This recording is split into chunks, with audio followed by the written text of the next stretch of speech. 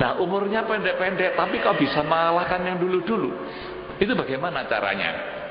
Orang yang dulu itu umurnya panjang-panjang, ada yang sampai 200 tahun seperti Nabi Ibrahim.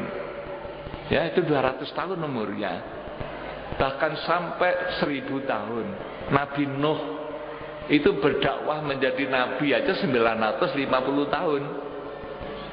Loh, kalau beliau pada waktu diangkat jadi nabi, berdakwah itu sudah umur 50 tahun, kan berarti 1000 tahun umurnya itu. Lebih 1000 tahun itu nabi. Mengajak manusia beribadah pada Allah sekian lamanya, hanya memperoleh 80 orang. Laki 40, perempuan 40. Kita bisa membayangkan, baik.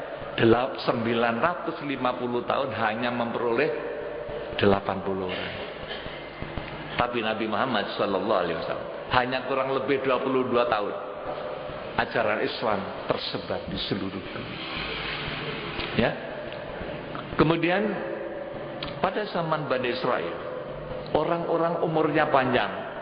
Ada yang pernah berjuang mati-matian selama 80 tahun. Siangnya perang, jihad fisabilillah, malamnya salat tahajud. Siangnya puasa, malamnya tahajud, 80 tahun. Kanjeng Nabi cerita. Nah, ketika Kanjeng Nabi cerita kepada para sahabat pada saat pertemuan itu, para sahabat mereka merasa rendah. Apa artinya kita ini? Umur kita yang pendek-pendek kalau dibanding dengan orang Bani Israel seperti itu. Ya, ibadahnya ada yang 80 tahun siang dan malam. Kita ini pendek-pendek. Mereka susah. Nah, pada saat itulah malaikat Jibril itu turun. Ada apa? Menyampaikan ayat suci Al-Quran, yaitu surat Al-Kafirun. Ya, surat Inna anzalnahu fi lailatul qadr. Ya. Malaikat Jibril tanya, kenapa umat sampean tak susah? Ya, dijawab oleh Kanjeng Nabi, karena umat saya itu umurnya pendek-pendek. Kalau dibanding dengan umat-umat yang dulu, tidak ada artinya. Itu sepertinya umur dari umat saya itu pendek sekali. Mereka tidak usah susah, kata malaikat Jibril. Inilah Allah menurunkan ayat, yaitu Inna anzalnahu fi lailatul qadr. Wa ma adraka ma lailatul qadr. Lailatul qadri khairum min alfi syahr. Al-ayah, ya.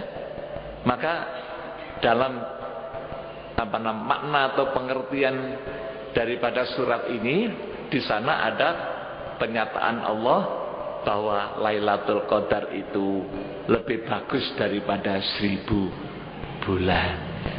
Ya, 1000 bulan itu sama dengan 83 tahun 4 bulan.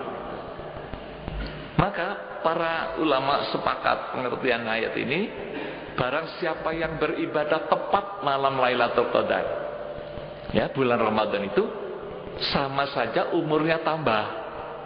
Ya, ibadah satu malam itu sama dengan 83 tahun 4 bulan. Kalau setiap tahun orang itu dapat Lailatul Qadar, setiap tahun dapat, itu kan bisa mengalahkan orang-orang dulu itu. Kemudian di samping itu, oleh Allah diciptakan waktu-waktu yang sangat mulia. Ya, hari namanya hari Arafah.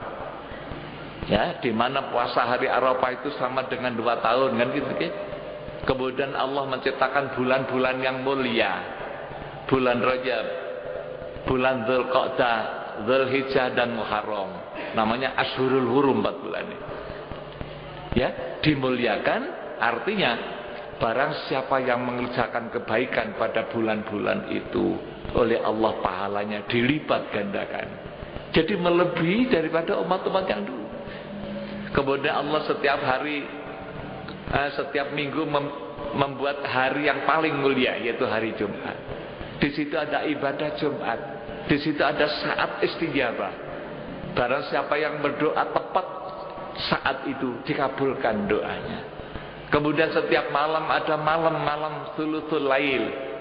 Ya, setiap malam Allah memberikan pengumuman apakah ada di antara hambaku yang minta maaf, aku maafkan dosanya setiap malam.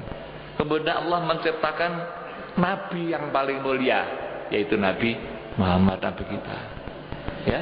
Jadi walaupun kita itu hidup pada zaman terakhir dan umur kita pendek-pendek, tapi oleh Allah diistimewakan memiliki nabi yang paling mulia. Maka nanti pada hari kiamat, ya, semua umat haram masuk surga lebih dulu sebelum Nabi Muhammad bersama umatnya. Ini ya, itulah keistimewaan kita semua. Alhamdulillah. Oleh Allah diberikan kitab yang paling mulia, itu kitab suci Al-Quran. Ya, kitab Al-Quran melebihi kitab-kitab yang lain. Pahala daripada membaca saja, setiap huruf kata Rasulullah 10 kali pahala. Satu huruf 10 pahala. Coba bayangkan berapa itu. Kita baca Al-Quran banyak sekali. Itulah cara-cara Allah memuliakan umatnya Nabi Muhammad, diberikan ibadah-ibadah macam-macam. Ya.